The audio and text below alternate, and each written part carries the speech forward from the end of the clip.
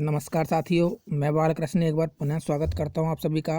साथियों, महाद्वीपों की श्रृंखला को आगे बढ़ाते हुए आज हम बात करने वाले हैं अफ्रीका महाद्वीप के बारे में।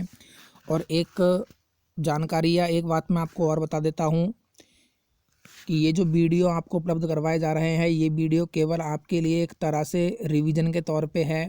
तो इससे आप अपना फास्ट रिवीजन कर सकते हो। एग्ज़ाम आने वाली है तो रेलवे या फिर और भी जो एग्ज़ाम है उनके लिए आप फास्ट रिवीजन यानी लगभग 15-20 मिनट में आप एक कंप्लीट टॉपिक पूरा कर सकते हो इससे। तो ज़्यादा समय ना लेते हुए बात कर लेते हैं अफ्रीका महाद्वीप के बारे में। इसके उपनामों की बात करें तो इसको आधुनिक मानव की जन्मस्थली कहा जाता है। यानी जो आधुनिक मानव है उसकी जन्मस्थली कौन सा महाद्वीप है? अफ्रीका महाद्वीप है। इसको अंध महाद्वीप कहा जाता है, डार्क कॉन्टिनेंट। अंध महाद्वीप कहने का कारण है कि ये जो अफ्रीका महाद्वीप है ये शिक्षा में और अन्य आर्थिक स्थितियों में काफ़ी पिछड़ा महाद्वीप है। तो पिछड़ी स्थिति होने के कारण इसको क्या कहा जाता है? अंध महाद्वीप कहा जाता है। और इसको भविष्य का महाद्वीप भी कहते हैं, जिसका कारण है महान भ्रंश घाटी। इसको हम देखेंगे कि इसकी स्थिति किस प्रकार से है। तो अभी इतना देख लीजिए आप कि इसको महान भ्रंश घाटी के कारण क्या कहा जाता है? अफ्रीका को भविष्य का महाद्वीप कहा जाता है। एकमात्र ऐसा महाद्वीप है जिससे तीनों रेखाएं गुजरती है, कर्क रेखा, भूमध्य रेखा और मकर रेखा। तो ये तीनों रेखाएं अफ्रीका महाद्वीप से होकर गुजरती है। और साथ में ग्रीनविच रेखा है, ये भी अफ्रीका महाद्वीप से होकर गुजर रही है। इस तरह से ग्रीनविच रेखा हो जाएगी, ये आपकी कर्क रेखा, ये भूमध्य रेखा और ये मकर रेखा। तो ये तीनों रेखाएं अफ्रीका महाद्वीप से होकर पास होती है या गुजरती है। ये अफ्रीका महाद्वीप एक ऐसा महाद्वीप है जो पृथ्वी के चारों गोलार्धों में आता है। यानी इस प्रकार से पृथ्वी की स्थिति हो जाती है तो ये पृथ्वी के 4 गोलार्ध हो जाते हैं। तो ये जो अफ्रीका महाद्वीप है ये चारों गोलार्धों में आपका सम्मिलित होता है या चारों गोलार्धों के अंदर आता है। तो अफ्रीका महाद्वीप एकमात्र ऐसा महाद्वीप है जो चारों गोलार्धों में स्थित होता है। इसकी स्थिति की बात करें तो इसके उत्तर में भूमध्य सागर है और उत्तर पूरब में इसके लाल सागर है। और एक स्वेज नहर है जो भूमध्य सागर को लाल सागर से जोड़ती है। काफ़ी बार एग्जाम में प्रश्न पूछा गया है स्वेज नहर के ऊपर, तो ध्यान रखना स्वेज नहर लाल सागर को भूमध्य सागर से जोड़ती है।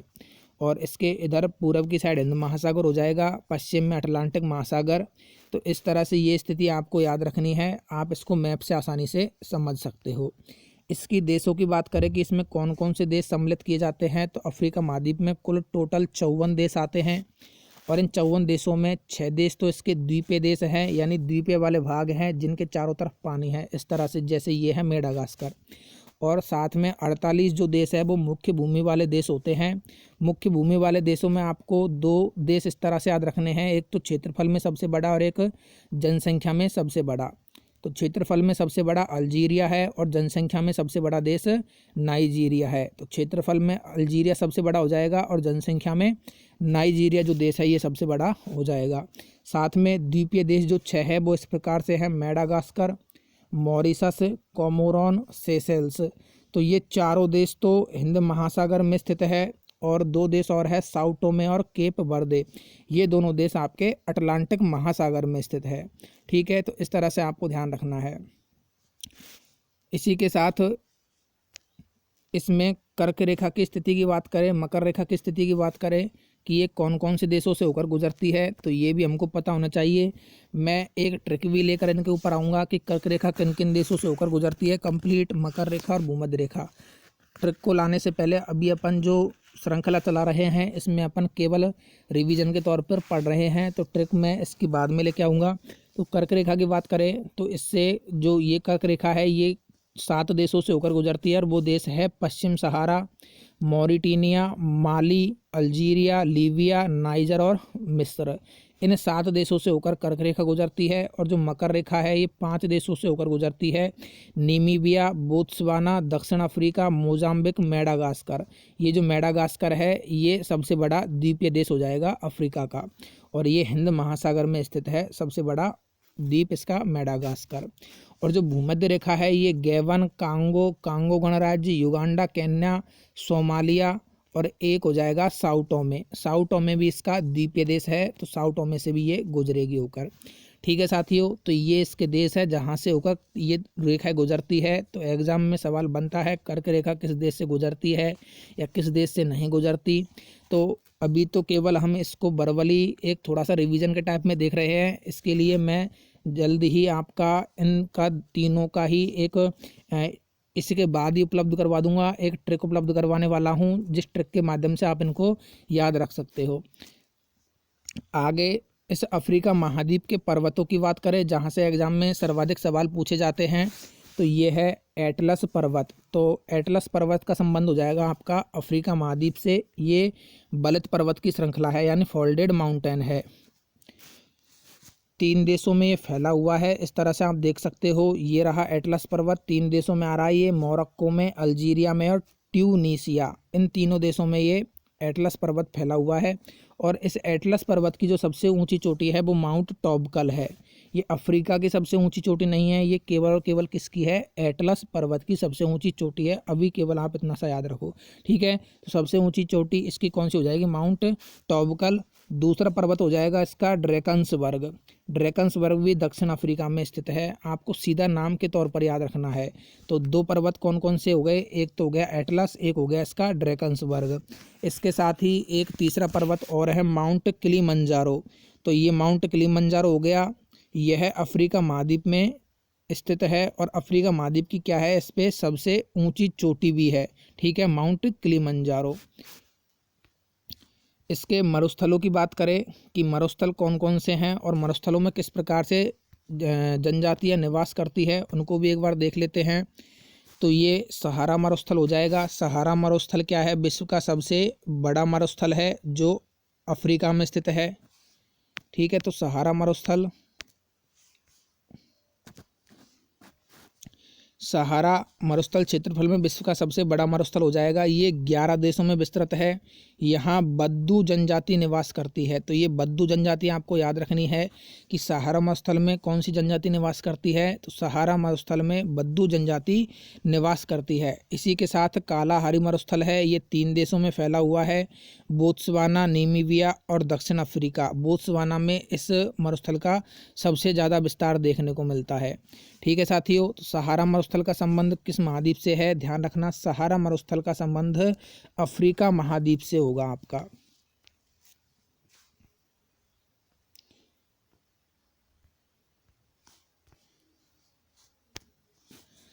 कटंगा का पठार, पठार एक पठार भी आप याद रख लेना, इस तरह से इसमें एक कटंगा का पठार स्थित है, जहाँ से एक जायरे नदी निकलती है और जायरे में ये एक तरह से स्थित है। तो यहाँ पर पाए जाने वाले शीतोष्ण घास के मैदानों को बेल्ट कहा जाता है, जो मुलायम घास के मैदान है। तो घास के मैदान भी आपको याद रखने हैं। इससे पहले मैंने ऑस्ट्रेलिया के घास के मैदान आपको बताए हैं, ऑस्ट्रेलिया के घास के मैदान डाउन्स कहलाते हैं। इसी के साथ मैंने आपको न्यूजीलैंड के भी बताए हैं। और अब आप अफ्रीका के घास के मैदानों को याद रखना। अफ्रीका में जो शीतोष्ण घास के मैदान है, इनको क्या कहा जाता है, बेल्ट कहा जाता है। तो अफ्रीका में शीतोष्ण घास के मैदानों को बेल्ट कहा जाता है।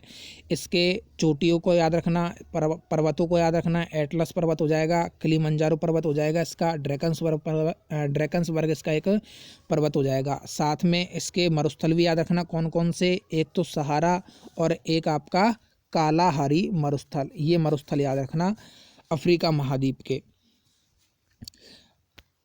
जनजातियों से भी इसका सवाल एग्जाम में काफ़ी बार पूछा जाता है। तो जनजातियाँ भी एक बार देख लेते हैं कि कौन सी जनजाति किस तरह से अफ्रीका में कहाँ कहाँ पाई जाती है।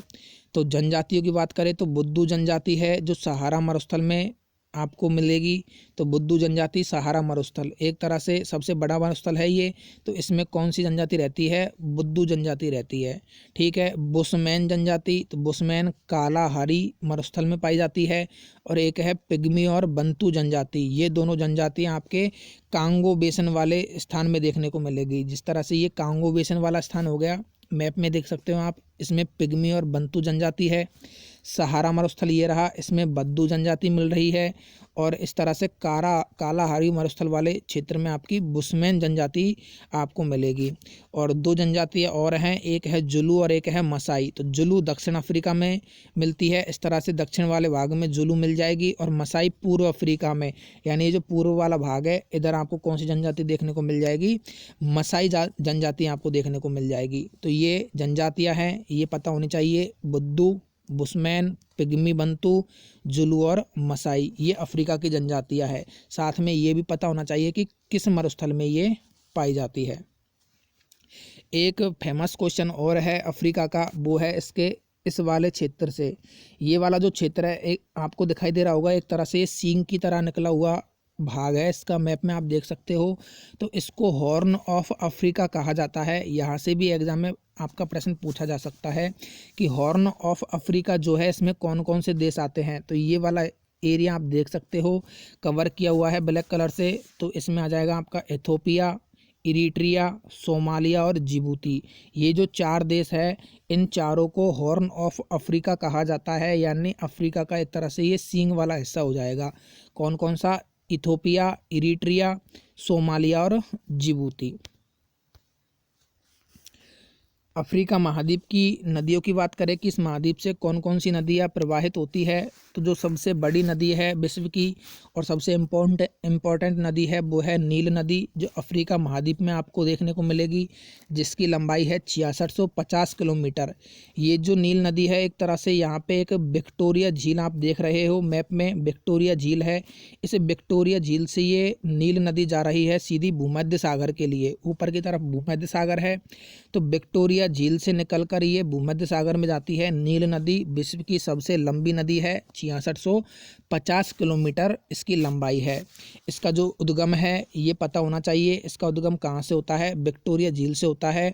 और इस तरह से ये जो मिस्र वाला भाग है, इस मिस्र वाले भाग में आप देख सकते हो यहाँ पे एक बांध बना हुआ है। ये बांध कौन सा हो जाएगा आपका? अस्वान बांध। तो नील नदी पर मिस्र वाले हिस्से में एक बांध बना हुआ है जिसका नाम है अस्वान बांध। इसी के साथ मिस्र को नील नदी का वरदान कहा जाता है। ये मिस्र का एक तरह से उपनाम है, क्योंकि मिस्र की जो सभ्यता है वो नील नदी के किनारे विकसित हुई है। ये मिस्र है आपका, तो इसकी सभ्यता नील नदी के किनारे विकसित हुई है। इस वजह से मिस्र को नील नदी का वरदान कहते हैं। और ये कहने वाला जो व्यक्ति है वो है हेरोडोटस। हेरोडोटस ने मिस्र को नील नदी का क्या कहा है? वरदान कहा है। इसी के साथ आप देख सकते हो यहाँ पे एक टाना झील है। टाना झील से एक नदी और निकल रही है जिसको ब्लू नील नदी कहा जाता है। यहाँ पे ये जो नील नदी है, 2 नदियों का एक तरह से मिश्रण है, एक तो ब्लू नील नदी और एक सफ़ेद या वाइट नील नदी।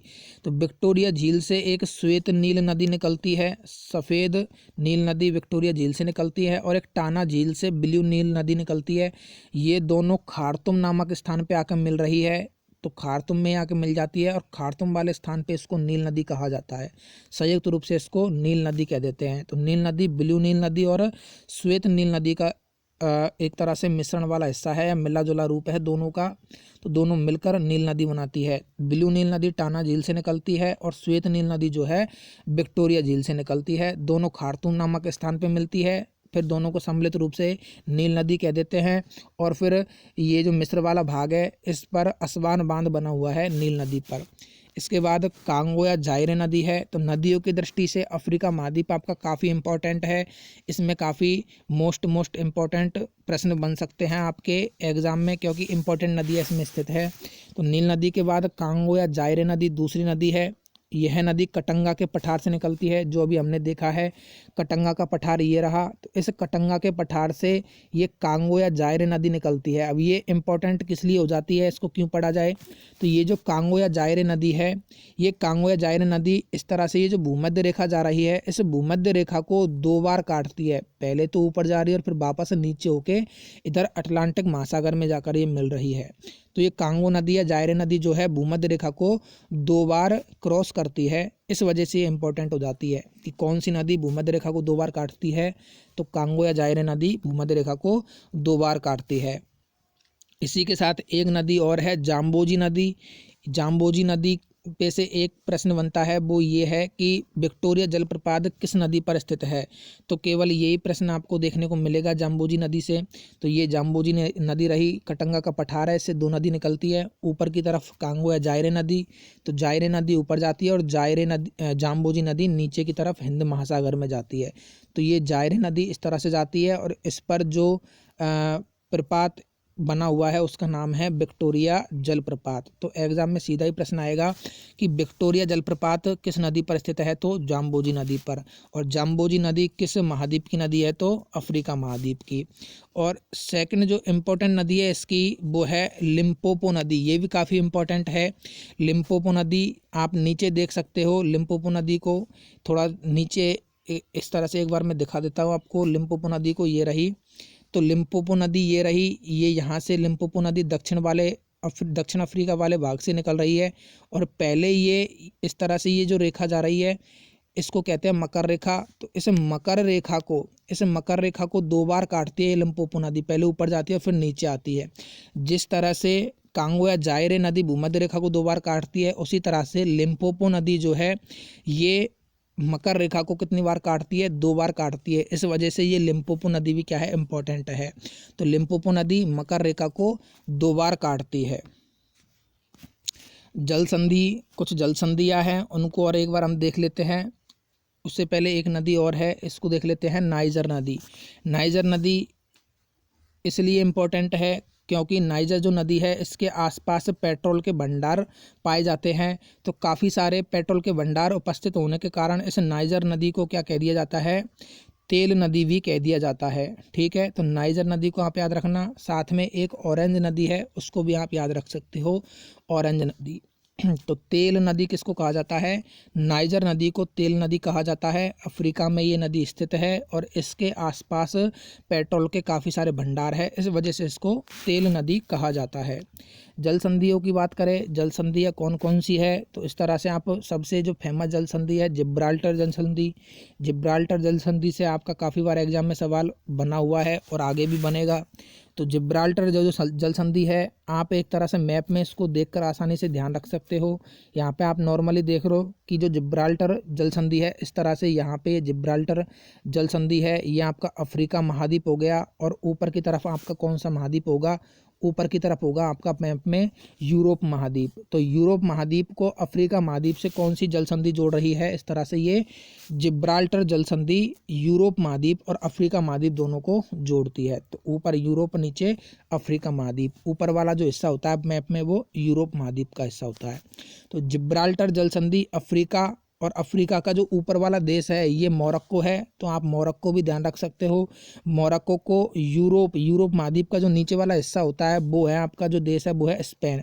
एक तरह से मोरक्को को किस देश से जोड़ती है, स्पेन से, या फिर अफ्रीका को किस महाद्वीप से जोड़ती है, यूरोप महाद्वीप से जोड़ती है। तो चाहे महाद्वीप के रूप में पूछे या फिर देश के रूप में, तो देश के रूप में मोरक्को देश को स्पेन से जोड़ती है। इसी के साथ यह भूमध्य सागर को अटलांटिक सागर से भी जोड़ती है।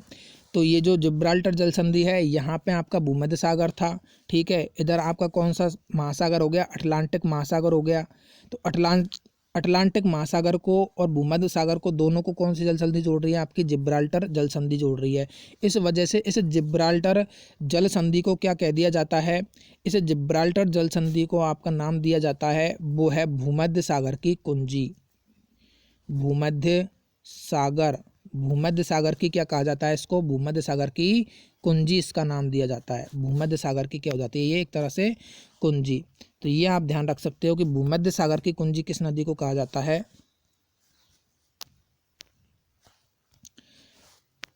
तो भूमध्य सागर की जो कुंजी है वो इसे जिब्राल्टर जल संधि को कहा जाता है। काफ़ी बार एग्जाम में सवाल यहाँ से पूछा गया है। ठीक है, जो दूसरी जल संधि है वो है आपकी बाब अल मंडेव जल संधि। यहाँ पे आप देख सकते हो ये रही बाब अल मंडेव जल संधि। तो ये बाब अल मंडेव जल संधि जो है ये एशिया को अफ्रीका से अलग करती है या एशिया को अफ्रीका से जोड़ती है। यहाँ पे इधर की साइड आ जाएगा आपका एशिया महाद्वीप और ये कौन सा महाद्वीप है आपका अफ्रीका महाद्वीप। तो अफ्रीका महाद्वीप है और जो एशिया महाद्वीप है दोनों के बीच में कौन सी जल संधि है आपकी बाब अल मंडेव जल संधि। तो आप इसको भी ध्यान रखना कि एशिया जो महाद्वीप है इसको अफ्रीका महाद्वीप से जोड़ने का या अलग करने का काम कौन सी जल संधि करती है, बाब अल मंडेव जल संधि करती है। एशिया का यमन देश और अफ्रीका का इधर आपका जाएगा जिबूती देश। ठीक है, और सागर की बात करें तो लाल सागर को अदन की खाड़ी से जोड़ती है। ठीक है। तो यहाँ पे एक लाल सागर है, इस लाल सागर को इधर एक अदन की खाड़ी आती है ऊपर की तरफ, तो अदन की खाड़ी से इस लाल सागर को कौन सी जल संधि जोड़ती है? ये बाब अल मंडेव जल संधि लाल सागर को अदन की खाड़ी से जोड़ती है। तो दो जल संधियाँ हैं, जिब्राल्टर और बाब अल मंडेव, दोनों को अफ्रीका महाद्वीप के परिप्रेक्ष्य में आप याद रखना। ठीक है। इसी के साथ एक फेमस खान है, ये है किम्बरले की खान। ज़्यादा खान मैं आपको नहीं बता रहा, आप किम्बरले की खान को याद रख सकते हो। किम्बरले की जो खान है ये दक्षिण अफ्रीका की विश्व की सबसे बड़ी सोने की खान है। इस वजह से यहाँ से एग्जाम में काफ़ी बार प्रश्न पूछा गया है और आगे भी पूछा जाएगा कि विश्व में सबसे बड़ी सोने की खान कौन सी है, तो किम्बरले की खान है। या फिर पूछा जा सकता है कि जो किम्बरले की खान है, किम्बरले की खान का जो संबंध है वो किस महाद्वीप से है? तो किम्बरले की खान का संबंध आपका अफ्रीका महाद्वीप से हो जाएगा। इस खान का संबंध किस महाद्वीप से है? आपका अफ्रीका महाद्वीप से किम्बरले की खान का संबंध है। ठीक है साथियों, तो ये हो गया आपका अफ्रीका महाद्वीप, इसी के साथ समाप्त हुआ। आप चैनल को साथियों सब्सक्राइब कीजिए, वीडियो को लाइक कीजिए और दोस्तों के साथ शेयर कीजिए। बने रहिए आप हमारे साथ। आगे मिलेंगे साथियों अगली वीडियो के साथ, जिसमें हम बात करेंगे उत्तरी अमेरिका महाद्वीप और बाद में दक्षिण अमेरिका महाद्वीप। साथ में एक महाद्वीप और है जिसको हम पहले कवर कर सकते हैं, वो है आपका अंटार्कटिका महाद्वीप। तो अंटार्कटिका को कवर करने के बाद हम उत्तर अमेरिका और दक्षिण अमेरिका की बात करेंगे। ठीक है साथियों, धन्यवाद। जय हिंद, जय भारत साथियों।